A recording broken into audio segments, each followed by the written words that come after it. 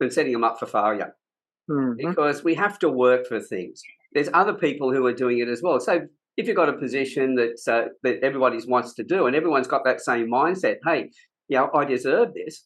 Yeah. Then the end result is only one person's going to get it. Everybody else is going to be disappointed.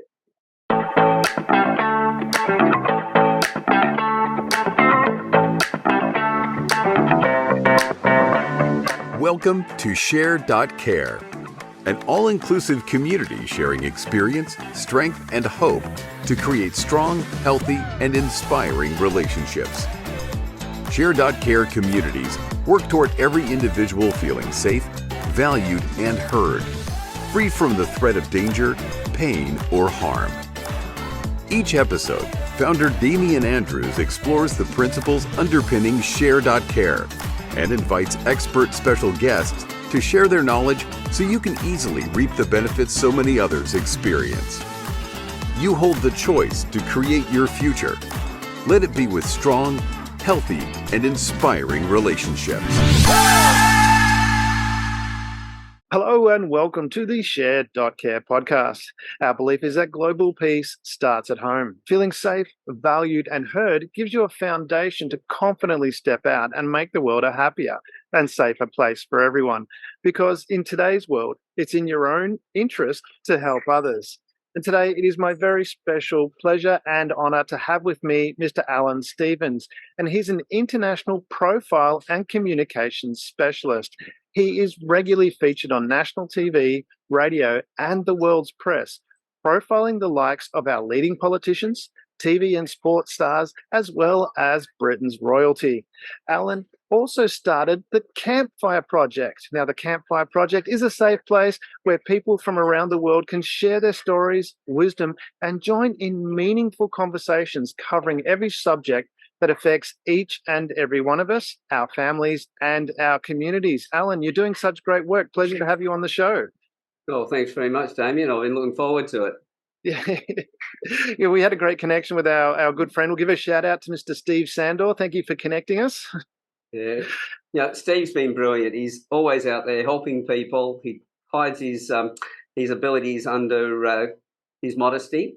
And I'll say that he needs to actually step out and let people see more of him because he's brilliant at what he does. He's been a great support. I agree with that completely. He's very, very talented, and he does hide a little bit behind his modesty. But yeah, he does fabulous work. But you're also doing fabulous work as well. I mean, tell us a bit about. Let's jump in. You might remember the Wayback Machine. It was a silver car, a DeLorean that Doc Brown invented, and you hit 88 miles an hour, and you could travel through time. Do you want to jump in that? Let's hit 88 miles an hour. Take us back to some challenges. Some of your earlier life, some things that triggered you to doing what you do now. Yeah, well, I get asked that question a lot, and it's not a matter of just going back to one point. My whole life seems to have been steered by things around me. As they say, you make plans for your life, but life just happens to you, and all the plans that you had just go awry. Yeah. I was born in Sydney originally. My father died when I was 3, so I grew up with my mother and sister. And from that, I'm pretty much alone most of the way through school. I've joined the Postmaster General's Department, the old PMG, for those that are old enough to remember it, before it became Telecom and then finally Telstra. There'll be some people out there who would never know who Telecom is. But PMG was, I was rejected twice. I'd applied for their examination, entrance exam, and got knocked back twice. Second time, they decided to let me in because they had a lot of dropouts. So I became a technician. Through my 5 years training, put in charge of people who were older than me when I was sent to Newcastle. So at the age of 23, my second in charge is 38, and everybody else on the team were older than me as well. So I had to get them on side. So now, from being a very quiet person who didn't speak much at all, now I'm in charge of people and responsible for a large budget at the age of 23. So thrown into the deep end. Definitely. It's the way I actually learned how to swim. I got pushed in at the deep end of the pool. It was, start playing and hopefully you get up from the bottom of the pool. And it's like the mother bird pushing the baby birds out of the nest. You fly or you don't. That's it. Yeah, well, I used to look like Brad Pitt, but I fell on my face that many times. I lost those good looks. But that's the way that a lot of people have gone through life. They're put in at the deep end, and we either sink or we swim. It's up to us. And so from being in charge of those men, I joined the surf club and became a surf lifesaver.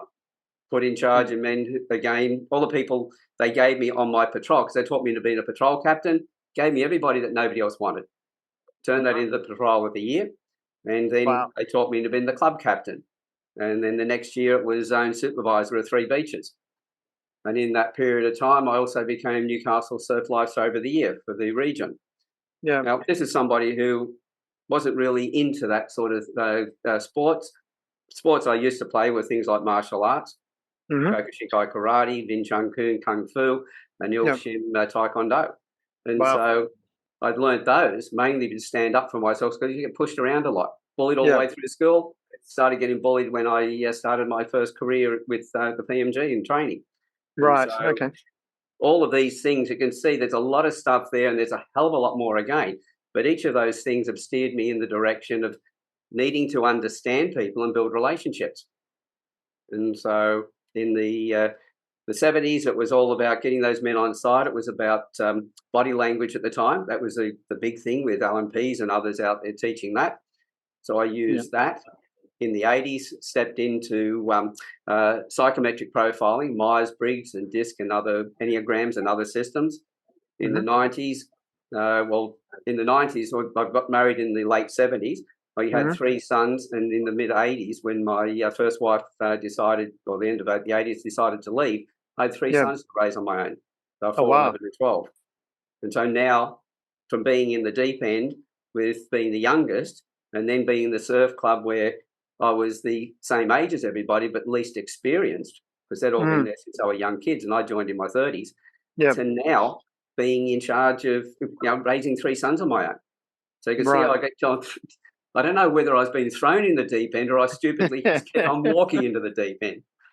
I do wonder about that with my life as well. Sometimes I go, well, hang on a minute, have I caused this or is it just my misfortune, I must say. So from that perspective, you talked about, when you started the PNG, you got rejected.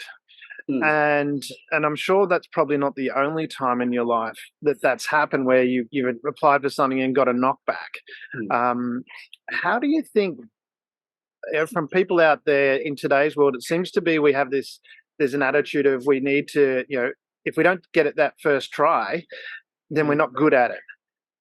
Is that, a reality from your experience, or is it a case of you should be expecting knockbacks, plan for those knockbacks, and have a strategy for addressing that? Well, today we tell kids that they're special, that anything they put their mind to, they can have, and they deserve everything. Well, we're teaching them and setting them up for failure because we have to work for things. There's other people who are doing it as well. So if you've got a position that everybody wants to do and everyone's got that same mindset, hey, I deserve this, then the end result is only one person's going to get it. Everybody else is going to be disappointed.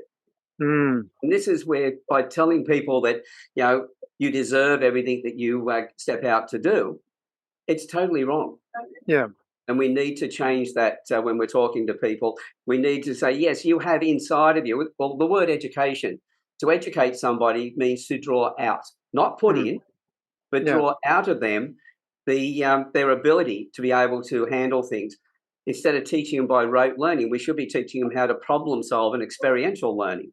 So they learn the skills of being able to take on any subject, not have to do a course on that subject, be any good at it, but be able to think their way through it so they can handle all the issues in their life.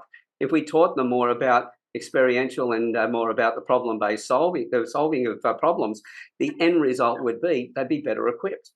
Yeah. Now, is that a case that we do need to encourage that failure? Not saying failure.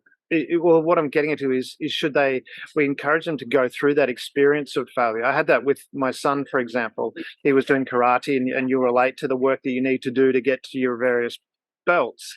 Very early on in the case, I think it might have been his yellow belt, or might have been the second one after that, but he wasn't doing the work. Now, I could have been a lecturing dad and said, hey, get your ass in there. And that would have just affected our relationship. He would have been resentful and so on. So I went a different approach. I just sat back and said, I'm going to watch. And I knew his sensei, so I was talking about that. And the sensei was saying, yeah, he's not going to pass. And I'm thinking, okay, he's not going to pass. You're going to go and do this, and you're not going to pass. I didn't say that to him. I let him go. He went and did the grading. All his friends, everyone else at that level passed. He was the only one that didn't. And as we walked out of that session, I said to him, how did that feel? And he goes, I hated it. I hated it. I said, what did you learn? And he said, I need to do the work to get where I want to go. Yes. And is that, do we need to be encouraging people? It's not, yes, be part of that. To quote Einstein, if you, judge a fish by its ability to climb a tree, it's always going to fail. So we need to have that balance of going, well, everyone has different skills, but we need to be encouraging people, hey, you need to do the work to get the result. That's it. See, this is where when I profile somebody, I take them out of the box. People put, other systems put people into boxes, and that's for the person who's doing the profiling to be able to have an understanding of how that person operates. I then come along and take the person out of the box because there's close to 8 billion people on the planet. There are 8 billion different personalities. There are no two people who are the same. Everybody has different life experiences. And in those life experiences, everybody's got a different story. So no two stories are the same. And that's what we need to be able to recognize. See, to do that with your son, I think was the most loving thing that you could actually do. Because you didn't. And you said, that was terrible. They should have passed you and all the rest of it, which a lot of parents will do. And the parents will get upset with the sensei because they didn't pass them. Yeah. You're setting your child up for future failure because who's going to be there to support them in later life? It may upset a few people listening to this, but I see that sort of parenting, like helicopter parenting, etc., as child abuse because it's robbing the child of the future experiences that the life they're going to have because they haven't got the skills. We stop them from having the skills. Well, you mentioned before the mother bird kicking the baby bird out of the nest. Why does it do that? Because as it falls, it learns to fly. If it didn't, then the end result would be that the little bird would be crippled. It would never be able to leave the nest. It's like the tortoises that come out of the shells, or starfish, people will pick them up and throw them back in the water. But the whole thing is, the tortoise in particular, as it's going towards the water, this is where it builds its muscles, it builds its resilience. If you then help it, you've actually robbed it and you're leaving it susceptible to the environment. And that's what we're doing when we don't support our kids the right way. And yes, is that what that support the right way is giving them that ability to say, hey, that's what it feels like to not succeed. However, I'm here to help you succeed. That's it. And these are the steps you need to take. Is that what we need to be doing? That's right, because at one extreme, excuse me, you've got the parent who wraps them up in cotton wool. It doesn't do them any good, does them a total disservice. You have the parent at the other end who is like the sports parent. You've got to be the best. Why didn't you do better? Why didn't you do better? That's the other extreme. But the parent who's doing the right thing lets the child learn those lessons, but is there to nurture them as well. As you said, you asked your son, what do you need to do? And he said, I need to apply myself. I need to do better. So he learned that he needed to apply himself more. So in that, this is where it's a guidance. The situation teaches them. So nothing's going to be handed to them on a platter. They have to learn how to do things. But at the same time, it also teaches them about the fact that the parent does care for them, because you've said to your son, what do you need to do better? And I'm sure that you then would have spent time with him and say, okay, how do we do that?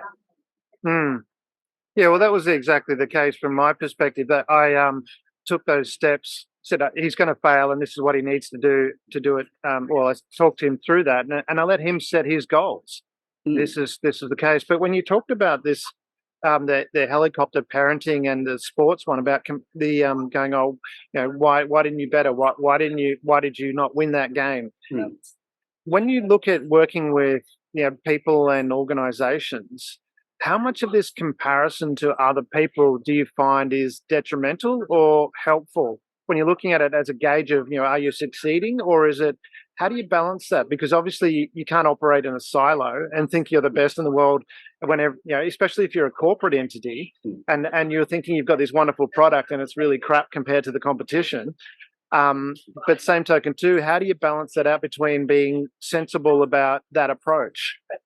Well, it's a combination of a whole lot of different things. Well, first of all, on the helicopter parents and the sports parent, the two extremes, both of them are doing it for themselves. They're not doing it for the child. The sports parent wants to see achievement through their child for the achievement they haven't got in their past. They want recognition to say, hey, look at my son, look at my daughter. The others on the other extreme are looking at, well, they don't want to feel any pain. So the helicopter parent will wrap the child up in cotton wool. So that number one, people won't see them as a bad parent. And secondly, that they don't feel that, because it's all about them. Then when it comes down to working with people in industry or anywhere else, a leader's job is to make themselves redundant by raising others up to do what they've been doing and hopefully doing it better than they've done it. This is what I've always done in my life.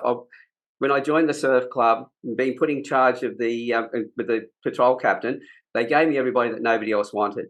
I turned that into the patrol of the year. Then when I became the club captain, I kept that patrol together and I raised one of them up to be the patrol captain.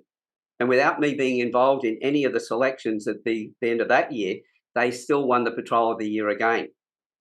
My job was to bring them together, turn them into a team, then find one of them in there who could actually do the job even better again and raise him up then to take on the job that I did. Because if I didn't do that, I'd be stuck as a patrol captain and could never become the club captain.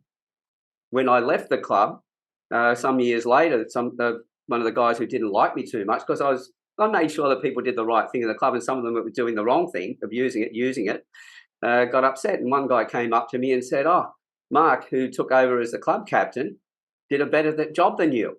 And I had a big smile on my face and he's looking at me and I said, thank you, because that's what it was all about. I could not go on and do other things. If I left the club with somebody who couldn't do the work that I was doing, I would have felt guilty.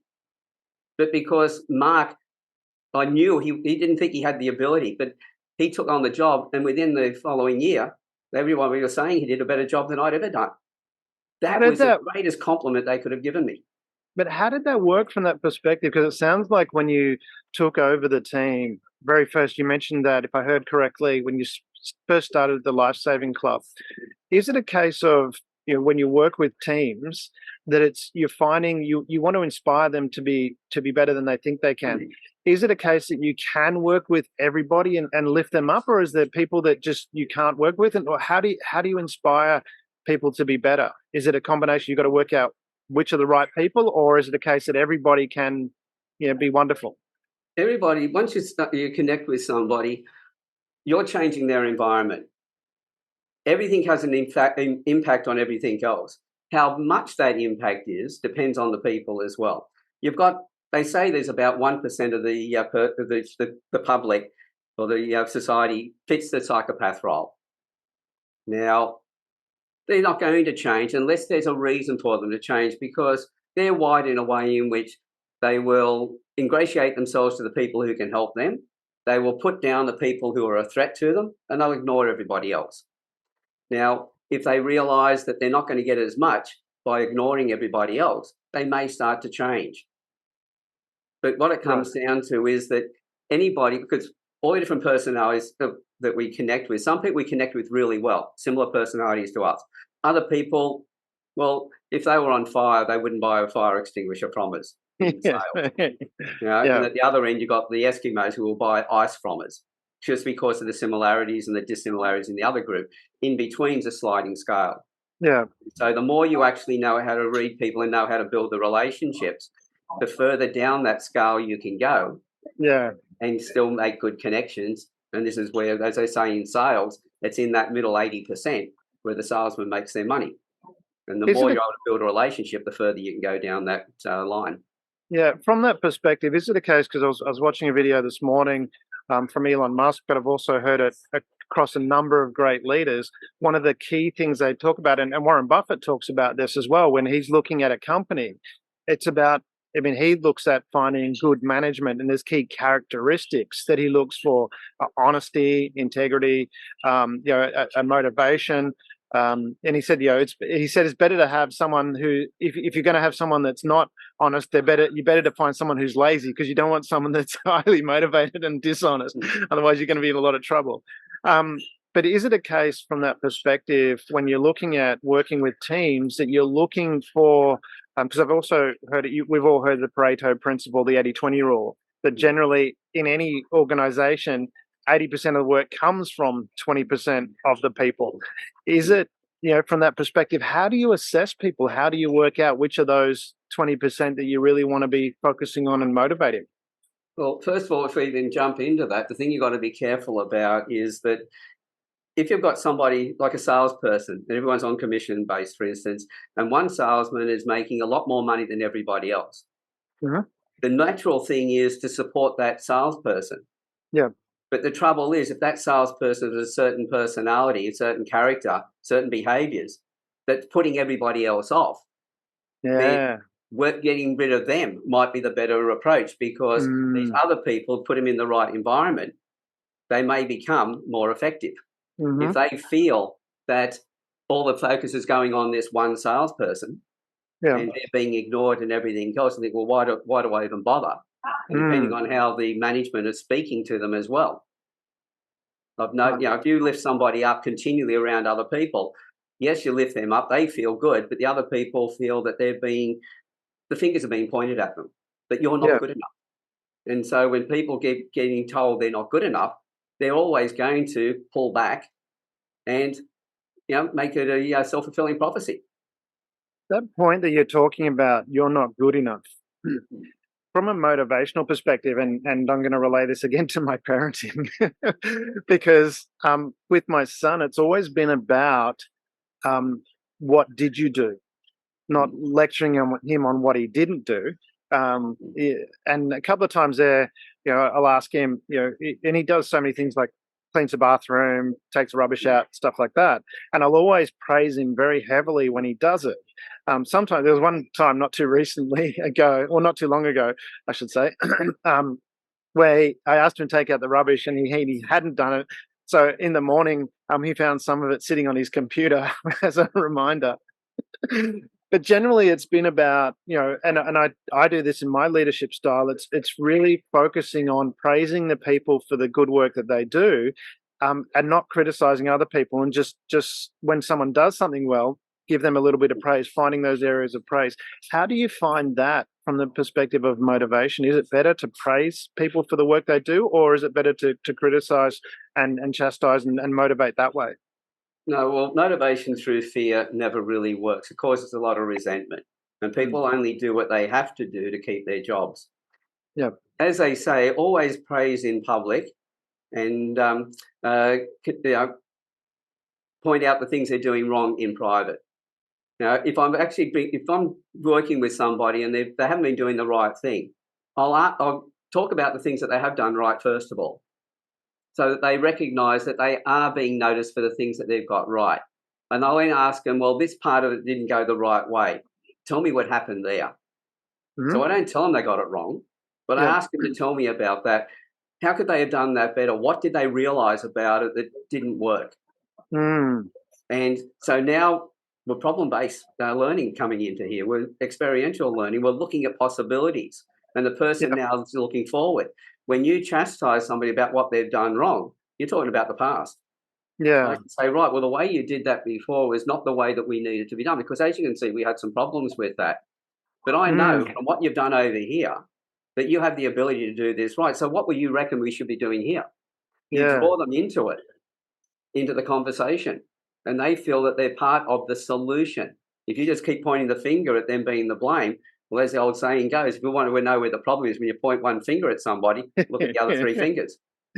Yeah, that's it. I haven't heard that one. That's a good one. It always comes back to us to build that relationship with the people. And doing that, they become motivated in wanting to then do the right thing, because everybody, when it comes down to feeling loved, that we belong, that we contribute, that we have a place.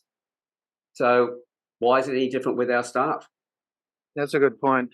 From that perspective as well, with that motivation, because you mentioned also when you were younger and it went through, you talked about the bullying side of things, and you did martial arts to stand up for yourself. if I heard that correctly, and I'm sure there's other things as well. But if we take that and we take that more broadly, because we talk about in the corporate environment, there's a lot of talk about how certainly men can dominate the conversation in a boardroom, for example, or in a meeting room. From that, I mean, if we take that, in a broader context of bullying and finding that assertiveness from you, if I hear correctly, you found that assertiveness through doing martial arts. But I know from the background of that wasn't so much that you had the ability to thump someone. It was more your own inner confidence that you learned from that. And I know that from, my time in I was posted to the SAS, and everyone there, they didn't walk around going, "Hey, I'm tough." They had a quiet confidence because they had that ability. When we put that in that environment of a work environment, how much is it important to encourage people to learn that self-confidence to say, "Hey, I've got the ability to speak. I've got the ability to say my point of view." How important is it to encourage that, and how do you encourage people to develop that self-esteem? Well, let's look at the negative side of bullying and a lot of workplace relationships. When somebody is being bullied, their performance drops by 70% on average. For those that observe other people being bullied, they're always worried about themselves as well, and their performance will drop about 40%. So in a large organisation, the lost productivity is around 29-30%. So for all the bosses out there who are thinking that, right, we lay the law down, we put people under pressure, we have KPIs, we really drive those KPIs, think that they're improving their productivity. No, they're changing people's emotions, and the end result is productivity drops. Micromanagement has never worked. For somebody to be able to work on their business, they've got to have people in the business working on it so they can step out and work on the business. And so you've got to have people you can trust. How can you have people you trust if you're micromanaging all the time? But being able to read somebody and understand their personalities, because as I said, there's no two people on the planet with the same personality. Everybody has a gift in some form or another. And the thing is to understand where the strengths are of their personality traits and give them tasks that are conducive with that, where the person is happy in what they're doing. If they're happy in what they're doing, they feel productive. If the way in which you talk to them is right, then the end result is they'll feel that they're valued, that they contribute, that they belong. And when they feel that, you have loyalty. And when you have that loyalty, you can then step out of the business and go and work on it. As they always said, the definition of a business person was somebody who would employ people who were smarter than them, who could do the work that they couldn't do or didn't want to do, so that they could then step out and work on their business. So they didn't go on holidays for 6 months, and the business not only survived, but it would grow in their absence. And the only way that happens is when you've got people who are dedicated, feel that they've got a vested interest in the business doing well. And you only get that when you have that right amount of level of conversation, connection, and understanding. How much of that investment in the business, the employee's investment in the business, do you connect to having a clear purpose, but also within that purpose, people having a clear understanding of the impact that's being made to the wider community? Well, when you're first employing people, first of all, you've got your business culture and you've got the person's individual culture. You have to align the people you hire, the ones who've got to have the, excuse me, their culture is the same as the business one or close enough to it, that they feel that they can then connect in. At the end of the day, as they say, what we do for ourselves dies with us, but what we do for others and for the community isn't always will be eternal. So with that, I'm always looking at, well, how do I work and help other people? Because that will always make it a better environment. Any business who is just out there to make money without having that community mindedness is going to find that the staff they're going to be employing in the future are not going to match what they want, because everything's connected. I know that what the person feels at work, they will take that home with them. This rubbish about leave your work life at work and leave your home life at home. We're emotional beings and we take it with us. So if we're upset at home, we're going to take that to work, and that's going to affect the workplace. If we're not fitting in at work, we're having arguments or fighting with other people, we're going to take that home as well. And so if we've got a manager who's putting us down all the time, we're going to go home, and who do we take it out on? Our spouse and our children. And so now we cause a problem there, and that comes back to the workplace. How much of that do you think is the change in demographics is affecting how the workplace works? I look at it from the perspective of my dad. I'm 50. And my dad's, in his 75-ish, 77. I can't remember now. He's 77. And he's from that, when he was going to work, there was an abundance of employees because you had the baby boomers coming into the workplace. So, and which I think, if I'm looking at the history, well, all the trouble with the unions and things like that was largely because in companies and organizations they had choice. They could say no, and they could dictate that. Now we've moved into an environment where the demographics are very, very different. All the baby boomers are retiring, or if not already retired. And there's a lack of, as we know, there is a especially after COVID, a lot of people went, oh, actually I can do things differently here, and they didn't return. How much of that do you think is affecting the workplace environment where people need to, or organizations need to have a different approach, as you mentioned about having this work-life balance, have to be mindful of that, and what can they do to implement that within their organizations? Yeah, well, let's go back a little bit in time. We had the agricultural age where we lived on the farms. Then we had the industrial age and where we were going to be working in factories and down mines and other things. So we had to educate people to fit into that. That's where our education system is pretty much still at. The end result there, the boss dictated everything because they just told us what to do. If we wanted to keep our job, because I know that, well, before the baby boomers, we had the builders, my parents. Because, and by the way, at the age, when you get into your 70s, you no longer worry about your birthdays. My kids have got to remind me of when my birthday is coming up. I'm in my 70s. But my parents, they were builders. They went through 2 wars, 2 depressions, and it was always about survival. Got my food for the day. Where is it? Shelter and everything else. They taught us, and that's when I joined the PMG, because a neighbour, friend of ours, my mother's friend, because my dad died when I was 3, he said, you've got to get a government job, work from all your life, get a superannuation scheme and all the rest. You got your security. Yeah. Then our Gen X came along and they were all about, well, now I want to be recognised. They were the ones who wanted the business cards. They were the ones who wanted all the titles, like the golden geckos. Yeah. Now, what was it now? The director of first impressions, the receptionist. Now, all those sort of titles. And then Gen Y comes along and goes, well, you got your food for the day, you got your security, you got your recognition. What about us, the family? But we went from the industrial age into the information age. And the information age started to shift where people were relying on the information. People were starting to change jobs quickly. The social age that we have today, the quality of life is far more important than anything else. How many young people going into work now expect to be the managing director by next week? And if they don't like it, they'll just move jobs. There's no loyalty in that side because their loyalty is not that they don't have loyalty. They don't have loyalty to the business. They have loyalty to themselves and their family. Now, we can't complain about that because each generation down the line educated the next generation. We created each generation that comes down. A friend of mine's a Gen X. He put a post up on Facebook about how Gen X were baby boomers, Gen X and Gen Y, and baby boomers were certain things. Gen X were, as he said, well, Gen X are the best one. And I said, well, number one, I wanted to tell you that baby boomers are the ones who created the Gen X, so you're welcome. And I said, and by you're talking about Gen Ys and millennials, what did you do wrong? I couldn't help myself. I had to have a shot at him about his post.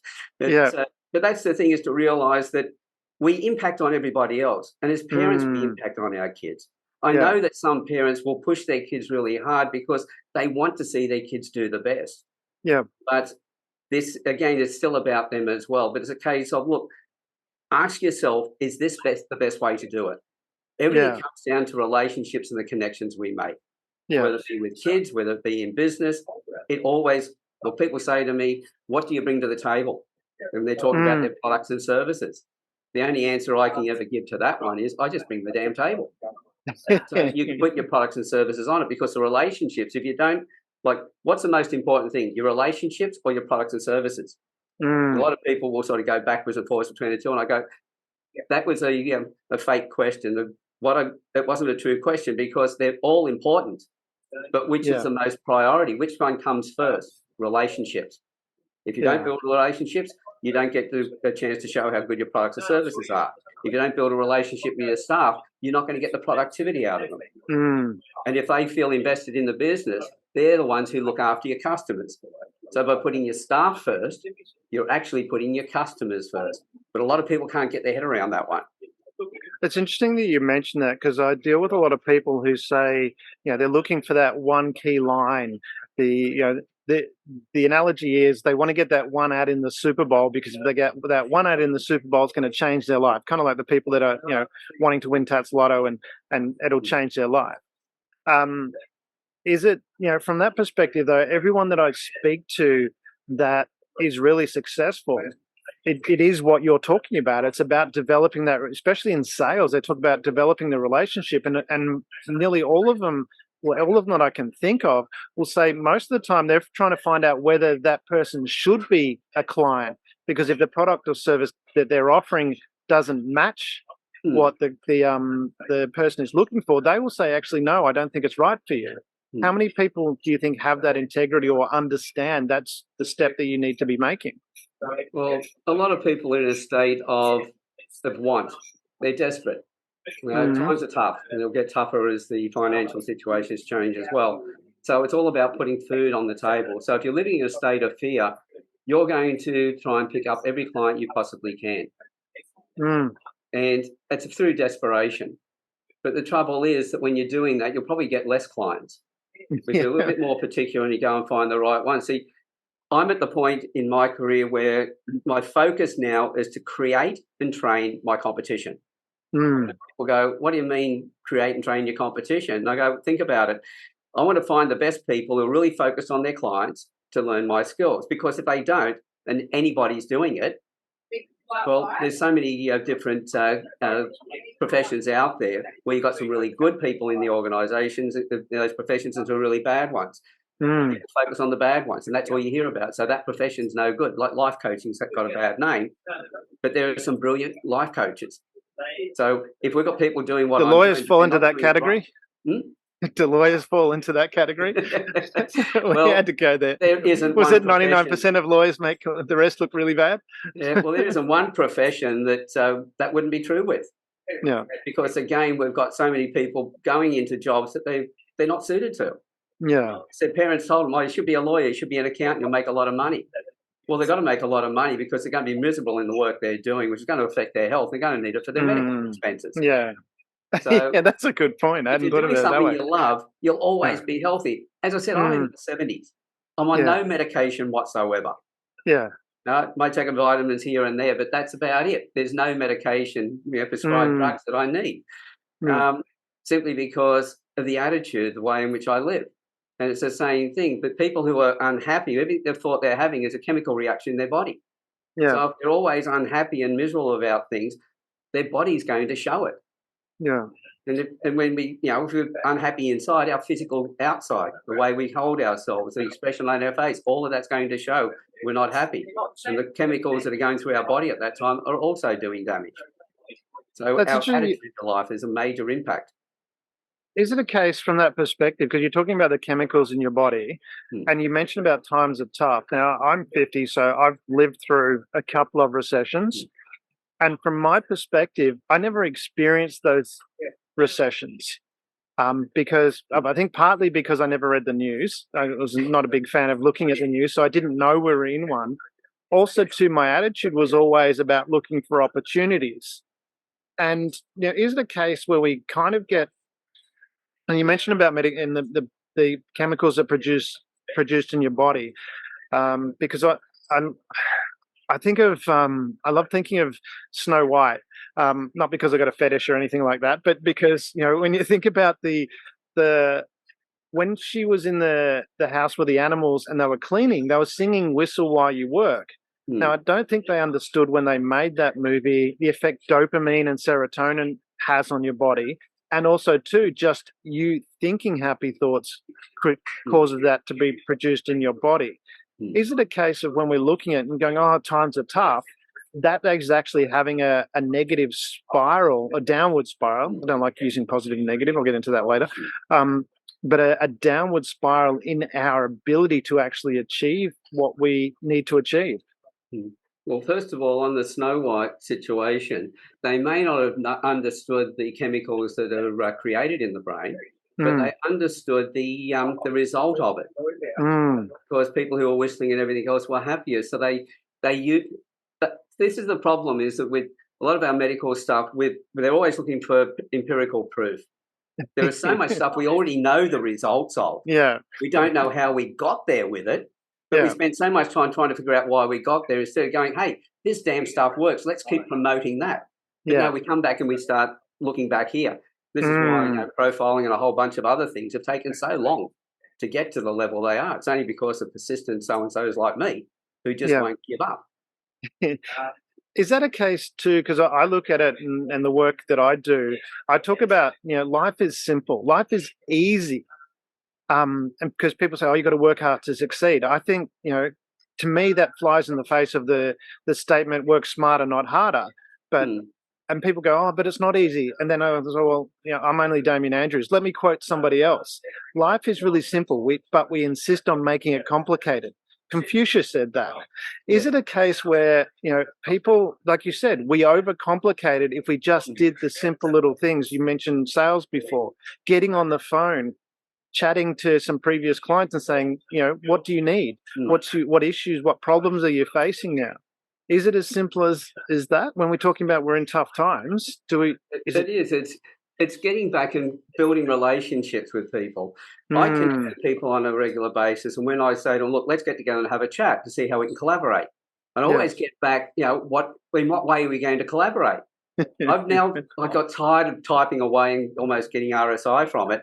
I made a little video. It's only about 47 seconds long, and it just says, look, the reason I've suggested we get together and have a talk to each other, I don't know you, you don't know me, we don't even know if we like each other yet. But we get together and have a chat. In that chat, we'll work that out, but we'll also then work out how we can collaborate. That's my agenda. I even put on this is a no sales conversation. Yeah. The number of people who come back to me and say, oh my God, that's so refreshing. And the ones that don't like it are the ones who only want to connect to try and sell. Because I say, how many times you go to a networking group, I always ask them in a networking group, who came here to sell? All the hands go up. Who came here to buy? Not one. No hands go up at all. So you came here to talk at each other, not to each other. Yeah. The first thing I'll do in that situation is walk up to somebody and say, hey, this is who, I'm Alan Stevens. By the way, who are you, etc. Tell me about yourself. Tell me, how I can help you. What can I do to help you? And as they're talking about their stuff, I'll say, okay, if I met somebody and they were talking about certain things, what would I be listening for to be able to then recommend they have a chat with you? And everybody then will talk to me. Now I'll walk away and I'll talk to somebody else. At the end of it, some people will come over to me and go, you didn't tell us what you do. I said, what was I doing? I'd imagine that's rare. You built relationships all over the room, and I go, now you know what I do. Is it really that simple? From that perspective, it's not so much the words. We use the word simple. Life is simpler, but we make it harder. Yeah. It's not that it's naturally simple. There's things that we have to be a part of it as well. It's not put it out to the universe will provide. What everybody who was doing that was saying was they forgot was you have to make yourself ready. So what are you doing about developing yourself so that those opportunities, when they come through, you're in the position to be able to do it? So if you do that, life is so much more simpler. Is it a case, because I talk about that and when we say simpler, life being hard, I'd say, from that perspective as well, if something's hard, it's not whether the task is hard. And I'm quoting Shakespeare here a lot, where Shakespeare in Scene 2, Act 2 from Hamlet says, nothing is good or bad, thinking makes it so. And I extrapolate that to hard and easy. And I said, well, if it's hard or easy, it's relative to your skill. And I was having that discussion with my son's karate sensei, and he's going, no, things are hard. And I said, no, well, let's put it in perspective. Let's say you're a 7th Dan black belt. No, let's say you are a 7th Dan black belt. Now, let's say I ask you to do grading at a yellow belt level. How hard would that be for you? And he goes, it'd be really easy. I said, well, it's not that the task is hard. It's relative to your skill at doing the task.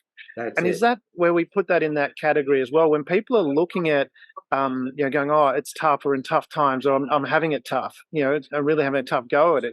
Is it more a case that it's not so much that situation is tough, it's just their experience isn't enough to make that easier for them or simpler for them? That's it. So in a lot of cases, we set ourselves up for failure, or our earlier life set us up for failure because we've believed that, we can walk into anything and we deserve it. And we find out, somebody else gets the role. We don't get into that position. And so we then go, oh, life's hard. Everything's connected and everything interacts with each other. Everything you do is, you're part of my environment right here and right now. I know you're sitting in a cafe and the people around you, that we can hear some of them in the background, they're part of your environment. And we can see that when the noise goes up, the expression on your face changes because you're worried about the noise. Exactly. Everything impacts. This is what people don't realise. We're not isolated. We're not in a silo. We're in a big melting pot. And depending on how where the spoon's been stirred around, depends on how we respond to it. It's not a matter of things are done to us. It's a matter of how we respond to the things that happen to us. Yes. And in that response, and we can choose that. So and this is what I realised that in my life, all the positive things that happen, all the negative things, yes, at the time, all the negative things I looked at and thought I'd prefer to never have gone through them. But now at this point in my life, those negative things have made me who I am today. They taught me to go and learn new things, to apply myself in different ways. I could have made a decision and gone, stuff it, I'm going to throw my hands up in the air and go, life's too hard, and go and sit on the couch and watch Days of Our Lives or something or other. I don't know if that show's still on. Is it still on? Yeah. Or I could say, I'm going to make a change. All my younger years, I was told I'd never amount to anything. I had school teachers who told me that. I had an uncle at the age of, when I was 24 at my engagement party, he told my wife, or my fiancée, she could do better than me. This is what I grew up with. Yeah. So I was determined to originally get even. The martial arts, never had a fight since I started doing martial arts. Yeah. That was the end of it. Plenty of fights before that, especially as a victim of being bullied. But my attitude to life completely changed. Then I realised one day when I was talking to my uncle when he was in hospital, heart attack, towards the end of his life, and I was raising 3 boys on my own when their mother left, and he now looked at me in a completely different light. I was running my own business. I was raising my 3 sons on my own. I was divorced, and I was doing this all in my own capacity. And he just looked at me with completely different expression in his face. At the moment, I realised that his whole attitude had changed. But I spent most of my life trying to change his attitude. The moment I stopped trying to change him and change me, his attitude changed. Because I then presented a different Alan to him than he'd known in the past. That's the whole thing, knowing and looking inside ourselves to find out what abilities we've got, work on those abilities. As I say to people, the most important thing you'll ever learn is the next thing you learn after you think you know everything. So always continue learning. Listen to people, take on what they've said, but I also go by the old Arabic saying, which is trust everybody, but lock up your camels at night. And that reference is take in from everybody, learn from everybody, bring it all in, but then work out what fits you. Does this serve me, and does it serve the people around me? If it does, then I'll take it on. If it doesn't, push it out of the way and go and learn something new. So all those little sayings have all come together, and that's the way I operate. You mentioned listening in there. How much of that people's ability to succeed comes down to that listening? And I've had this with clients where massively expensive. I mean, one client in particular, I showed him, I said, here it is in the contract. Don't do this, because otherwise the next step is going to be very, very expensive, i.e. you're going to go through a court process. I went through that several times with very senior executives, and then they went and did it anyway, and they spent 3 years in court and cost them $14 million. And it was one thing they could have completely avoided had they listened. How often, and that's an extreme example, but how often do you find that it's a case of, someone will have that, because we're 2 mouse clicks away from any information we need to succeed at anything. Yeah. Yet how much of that is, a stubbornness to holding on to where we are and maintaining our own position, as opposed to going, oh, actually, maybe I could do that a little bit differently, like you just talked about with your friend. Yeah, well, just going back to when you said there was something in the documentation, it wasn't their ears they needed then, it was their eyes. So we have 2 eyes, 2 ears and 1 mouth. I always say to people, use them in that proportion. Yes. When you decide to use your mouth, though, ask questions. If I'm working with somebody, want to find out how I can help them, I'm going to ask them every possible question I can think of. I'm going to listen to what they say. That's where the ears come in. I'll listen to what they say, and that'll help me to come up with more questions. When I've exhausted every last question, I've always got one more. And that question is, from what you've been telling me, this is what I've understood. Have I got it right? If I've got it right, they will say, yes, you've got it right. We have in rapport now because they know I've been listening to them. I've really understood them. So we've got a better connection. If they say no and there's something that I've got wrong, we're now in a discussion as they correct that. And in that discussion, they really find out how much I'm focused on making sure that I know and understand them so I can help them in getting what they want. So both of those are a win. And actually, when the person says, I know you've got it a little bit wrong, this is part you missed, that conversation we have even takes it into deeper rapport than the very first one can. So now I understand. We do, because most people are insecure, as I was saying in profiling, everybody is suffering or has suffered. Everybody wears a mask. Everybody pretends they're not wearing a mask. And we're all a combination of all our life experiences. But more to the point, how we chose to respond to our life experiences. So knowing that, everybody has got some issues going on. That being the case, if we're feeling insecure, we need to feel that we're right. So people will go to jail in some cases, pushing a point when they know it's wrong, but will refuse at a conscious level to accept it. Unconsciously, they know that's why they get sick. But consciously, they'll refuse to acknowledge it, and they'll get themselves into trouble because of it. We have a desperate need to be right. I've looked at it and thought, I've got to change that because that's the way I was younger when I was younger. But I realise it's more important for me to understand than to be right. That's an interesting point that you talk about there, and a very valid point about to understand as opposed to being right, because then you're opening yourself up to new information. And you talk about that on your website, alanstevens.com.au. On your products and services page, you talk about products, coaching, and services designed for you. Do you want to talk us through a little bit about that before we get onto the Campfire Project? What are the products, services, and coaching that you offer? Yeah, well, the website's about to go through a completely new process and the website mainly talks about the different products and services. But really, I'm looking at the clients that I look after. I've worked, as I said before, with Disney Films, Gillette, the Australian Federal Police, the tax office, business of all sizes, and parents and school teachers. As I said, what do I bring to the table? I bring the table. Relationships are the foundation of everything. So I've got 3 pillars that I work with. The first one is the individual and the families in the personal life, in the workplace, which is going to be with building those workplace relationships, getting the right people into the jobs, putting them in the right tasks, etc., building the teams and cooperation and loyalty. And the third one, how to be able to look at your client and know instantly how they like to buy, how they like to be spoken to, so you can get more sales. You're able to get more conversions. You're able to value add to your deals as well. Really connect with your clients and customers so that they become loyal clients and customers, keep coming back, and refer as well. But in there, they all break into, yes, I can do an individual profile for somebody. Find out, tell them about their personality, how other people see them. I've got online courses that they can learn at different levels. And also my master program. And as I said, my target is to create and train my competition, and that's the one that really works with those people, because they're not going to be my competition, they're going to be my strategic alliance. Yes. Because people say to me, what happens when I finish my master course with you? I said, well, I hope you like me because you're stuck with me.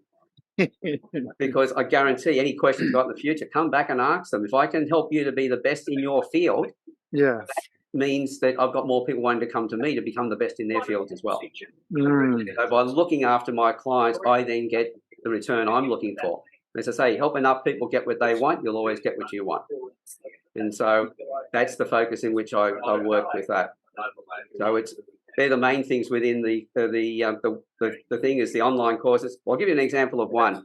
It's a combination of where I did a profile of somebody from their photographs of all things. It might sound a little bit strange, but yes, I can see your personality just looking at you. Mm-hmm. Think about it. You lift weights, you build muscles in your body.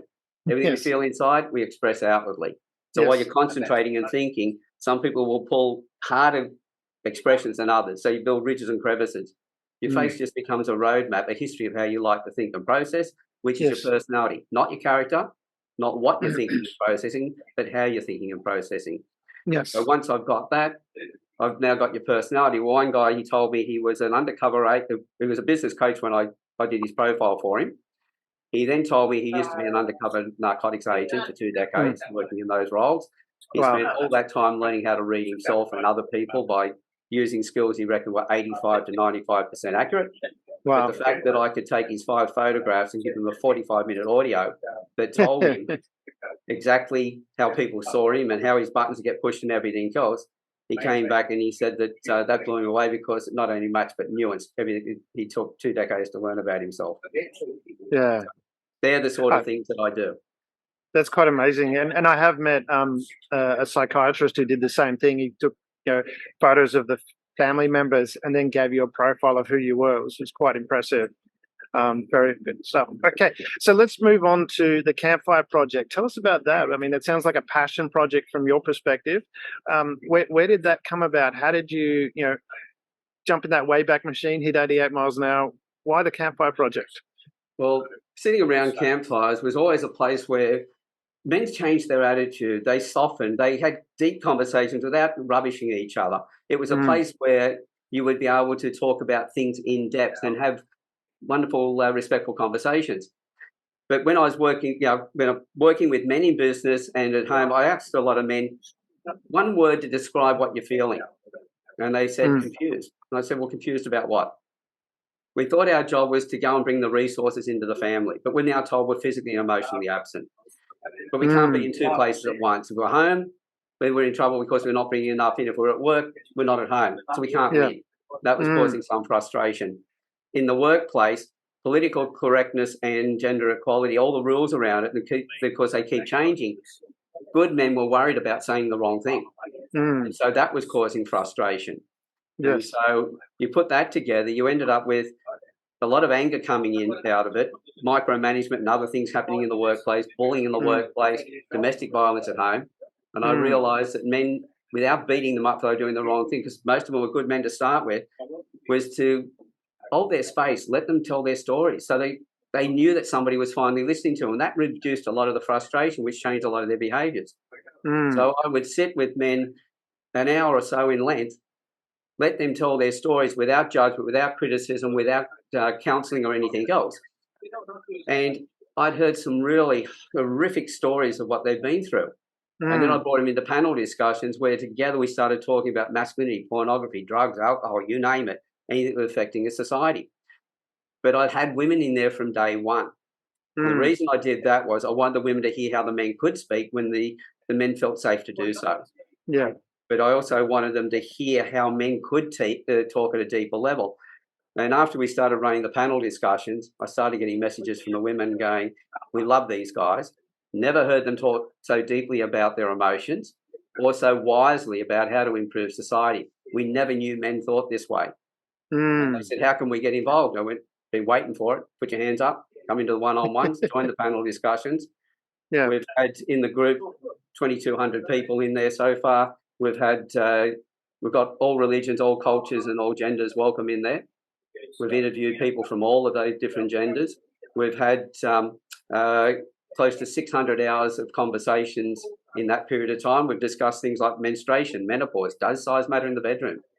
And in 600 hours of conversations, in coming up to now 5 years of the Campfire's been going, Campfire Project since August 13th, we've had no bigotry, no sexism and no racism.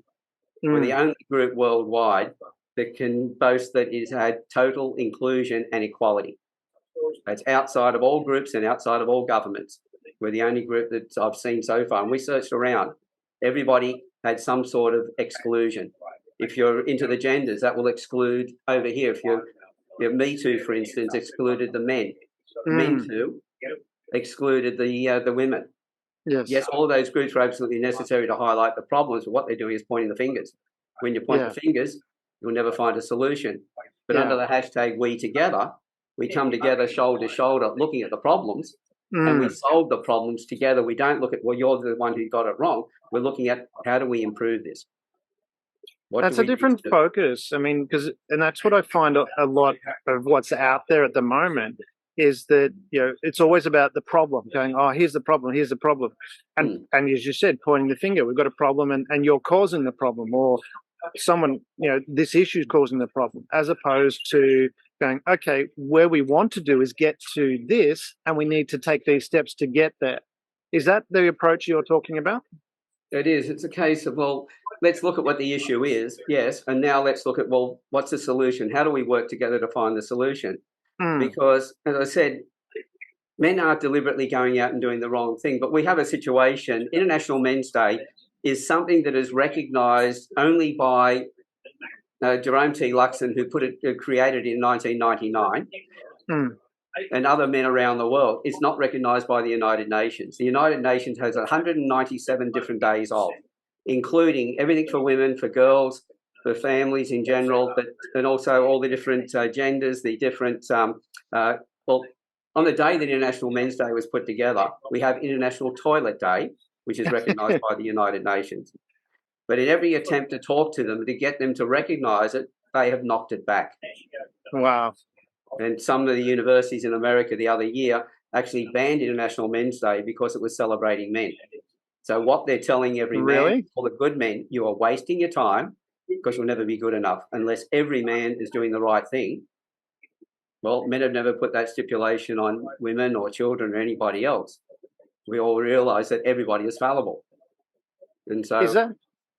Is that a case? Because I hear, and we dealt with this a lot when I was in the work, I was the CEO of the Family Peace Foundation, and what you're talking about there with men talking, we did a filming session, and during that filming session, we had men and women talking about problems and things like that, but I noticed during that, because I was directing it as well, the men started doing a lot of the talking, and having that corporate background, I began worried that men are dominating the conversation. That's how it was going to be perceived. And I spoke to the ladies off camera, because we had more people there than were on camera.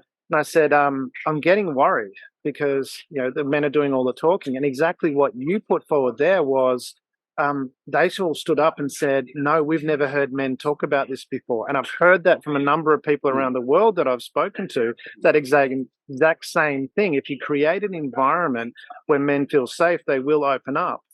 I also have a question around that as well. Do we need to be empowering men, saying, hey, rather than us, the men being in a position where they have to feel safe to open up? A friend of mine, Jack Cameron in the United States, talks about it's like sex. Women need a lot of foreplay to have sex, and the same token, men need a lot of foreplay to open up with conversation. But that's about right. See, in the boardroom is one thing, because in the boardroom, men are dominated in there. But we want to get the men to open, because when private life, when it comes to emotions, we don't. So the fallacy is that men are not emotional. The problem is we are far too emotional, but we don't know how to handle them. That's why in a lot of cases it becomes a more physical response towards people when we're frustrated. And so it's realising that men are emotional, but we haven't been taught how to do it. There's three types of empathy. You've got cognitive. I can see you're in pain. Everybody needs to be able to have that one, even a bully, because otherwise they're not going to get their jollies if they don't. We then have emotional empathy, which is I feel your pain. Women are extremely good at that. But then the men, because we can't handle the emotional empathy, we want to go straight to the cognitive. Or the compassion, I should say. The compassionate, which is about, let me fix the problem. So why is it every time a woman starts talking about the problem she's got and the man steps in and tries to give advice and wonders why the woman fights back? Because we didn't acknowledge the emotional need that the woman had to express herself. And we just said, do you want me to fix it or do you want me to listen? And if they say, want you to listen, just stop trying to fix it and listen. That's how we can deal with it. But men are so shy of being in the emotion because it hits us so hard. We're like women, we are emotional, we feel it, but we don't have the skill to actually voice it as well as women do. This is generally speaking. There are some men who really do it well, into the Campfire Project, there's a lot of men in there who are doing just that. It's an interesting point that you raised there, and I'm just having some BFOs as you're talking, blinding flashes of the obvious. There's a friend of mine in America, another friend in America called Mark Gunga, and he talks about how men are very mushy inside. We are a big ball of, and I just wonder, like you just said, whether we're actually have a lot. Well, we do have a lot more emotion than we express, but that whole emotion that we have inside is actually really, really vulnerable. Makes us really vulnerable, and as a result, we're protecting ourselves from that. That's a whole different discussion we can have outside of that. But the point I was getting to that was, is it also a point where men need to be empowered, or we need to allow ourselves, because we have the power. I'm a big fan of He-Man from when I was a kid. That we have the power that we need to also have that courage to say what we need to say. And I put that in the context. I was talking in a business environment, and the woman I was speaking to started to get quite aggressive. And I just quite confidently, and again, a fan of 80s pop culture as well, Patrick Swayze in Roadhouse, he's a bouncer that talks about being nice. I just nicely and calmly said, look, we're not having this conversation if you're going to be aggressive. I'm going to stop it now. And she walked off. But then she came back and she goes, you're right. And then we had a nice conversation. Is it a case too, from that conversation point of view, rather than, because I know men will open up in a safe space and anyone will open up in a safe space. Anyone can be successful when the environment's right. That's it. Is it a case where we need to be teaching the men to go, hey, the environment's not right, but you need to have the courage to speak about this? Yeah. See, the thing is that most men aren't aware of what you are aware of, and so when a woman makes a comment, the man will pull back. If he goes to step out again and she makes another comment, he'll pull back. He'll go, why should I bother? I'm wasting my time. And then now you've got another problem. So we create a problem. See, I had one female coach who came into the Campfire Project and wanted me. She hadn't even spoken, because the rule is there: you come in, if you tell your story, then you can join the panel discussions. If you're running an event or whatever, we will advertise it for you because you have credibility. But she came in, she just wanted me to put a post up. And in the post, it was something about it takes a village to raise children. Yes, it does. But then the second part was that it was up to everybody else to give men permission to tell their stories. And I saw red. And I said, no way in the world. She went off in a huff. That's the only person I've really had a problem with in the Campfire Project. But what she didn't realise was, I said to her, it's not your right to tell men whether they can speak or not. Our responsibility is to create a safe place for the men so that they can give themselves the permission to tell their stories. It's not up to us to give permission. It's not up to me to give somebody else permission. They come into the Campfire Project, I'll sit there for an hour or so, 45 minutes, an hour, while they're talking and not say a word. Because as long as they're talking, I know their unconscious mind's talking to their conscious mind. As I said, it's the best therapy they've ever had. And I go, right, we can get off the call, go and look in the mirror and say thanks to the therapist, because it wasn't me. All I did was create a safe place. That's my responsibility. Create a safe place so both men and women can come in, tell the stories that they never had the opportunity to tell before, because people around them have either not been interested or haven't allowed them to tell their stories. And I go, not my place to allow you, my responsibility to create a safe place for you. And that's what the Campfire Project's all been about. So if we take that and bring it into our normal lives, then we start getting real connections, and women will understand men and men will understand women, and we will appreciate that we are not the same. We're not equal in that way. We are complementary, which is even greater than being equal, because the two halves bring so much more together.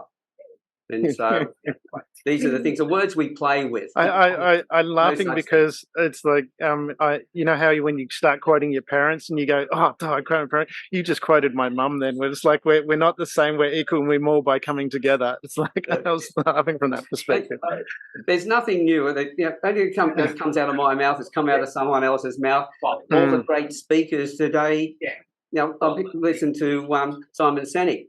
This is stuff we were talking about 30 years ago, and all of a sudden now it's new stuff. Even before we said it, there were people before that said it in a different way. We just rephrase it. So there's nothing new under the sun. The wisdom has been there. And if we go back and we look at some of the ancient societies, like look at the Aboriginal society, we start to learn and understand their culture more. We would learn so much more about how to improve our lives today. It's not about us going improving their lives. It's learning from them so we can improve our lives. Yeah, it's fascinating. And I love the work that you're doing with the Campfire Project and the point that you're talking about, that there is nothing new. We're just doing that again. And I mentioned He-Man before, and I actually went and bought some of the old original series, and they always have the lesson at the end of it. One of the lessons was, what did we learn here today? He-Man might be very strong, but he didn't solve that problem through muscle. He solved it through intelligence. And it was just like that was 50 years ago. It was like that was 80s. No, 40 years ago. But it took his physique for people to take notice of it, but what they took notice of wasn't the thing that actually fixed the problem. Yeah.